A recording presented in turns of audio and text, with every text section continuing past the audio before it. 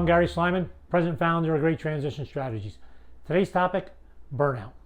Listen to this quick anecdote. Have you said something like this, or have you heard something like this from someone, family member, colleague? Man, I am totally exhausted with work. I am just not feeling it. When I came here, I was so excited about this, but the workload's been so high. We've been going at it really hard for the past several months. And now, I'm not excited about it. I'm not happy about it. I'm trying to just get home. I don't feel good about it. And corporate just keeps pushing us. They're pushing us, and they don't care. They don't care about us, and I don't feel like I'm effective at all. Classic. That paragraph is a classic statement of burnout. So what is burnout? It's those feelings. The World Health Organization, they define burnout as encompassing three things. Number one, feelings of energy depletion, kind of exhaustion involved with work. This is all around the workplace. Number two, increased distance from one's work, negative feelings or cynicism. You can hear that when I just talked about that.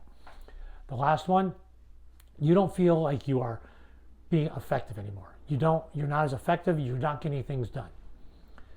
So the World Health Organization says it is not a medical condition, it is a syndrome. Okay, whatever that means. But it does affect medical conditions. High stress, high blood pressure, anxiety, sleep. I mean, there's all kinds of things that can come into this. So we know that this affects it and affects our workers. It affects people, it affects us, it affects people that work for us. Okay, so what else did I find out? And the reason I dug into this because I have a client who's going through burnout, and we did a bunch of research and figured, okay, what drives this? What's the research say? Okay, this is what it says. There are really seven drivers that affect burnout. And here are the 7 drivers. Workload demands, the demands of the job. High stress job. Lack of control, you don't have control over something. Lack of recognition. In some cases, they'll say this is resources, lack of resources. Conflicting values with the organization or the leader. Absence of fairness. People feel they're not being treated, their perception is not being treated fairly. And meaning in one's work. People want to have their work to have meaning. So usually it's at the spectrums of monotony, something's not being done, really low level, easy job, and really high stress. So that's where burnout happens.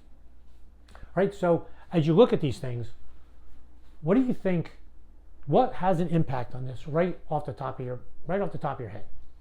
To me, when I looked at this, I thought, well, this is controllable. This can be controllable, and it can be controlled through leadership. Leadership of the organization and personal leadership.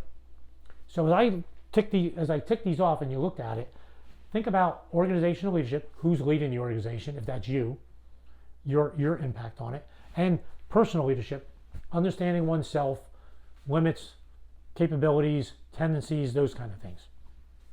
Each one of these, organizational leadership, does organizational leadership affect workload demands, lack of control on individuals, lack of recognition of resources, conflicting values, fairness, the meaning of one's work? I think leadership can affect every single one of these. Every single one of them. How about personal leadership? I think some. I don't feel to the degree that organizational leadership, but workload demands. That might be the ability to not set the right boundary. If you are working remotely and you allow work to rule you 24/7, workload demands, maybe you're creating that problem. Maybe you're creating part of the burnout. Lack of control. Again, that might be a boundary piece, but I don't feel it is as strong as organizational leadership. So those are my views. Conflicting values. My values. Do I fit with the organization? Do I not fit? What am I doing about it when someone crosses the line? So I think many of these fit with boundaries. Okay, so how do we fix it? I think there's 3 areas to consider, particularly us as leaders. Number one, how are you leading the organization? You can get feedback on every one of these areas tomorrow if you wanted to. Survey, ask questions regarding each one of these, and you can get the feedback on how well your organization fits with the drivers of burnout. Personal. I think you need to know each individual, who you're hiring, why you hired them, truly understand the individuals and understand how they fit in here. If I hired someone, I run an emergency department, and I hired someone who is not very assertive, kind of meek, and doesn't like the high stress environment, that's a bad hire.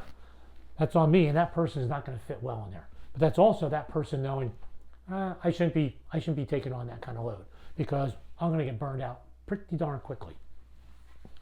Lastly, knowing oneself. So, and that's kind of what I just alluded to in that last thing. Knowing yourself. What fits for me? What are my values? Am I aligned with that boss? Am I aligned with that organization? So to me, through leadership, you could really reduce the level of burnout in the organization.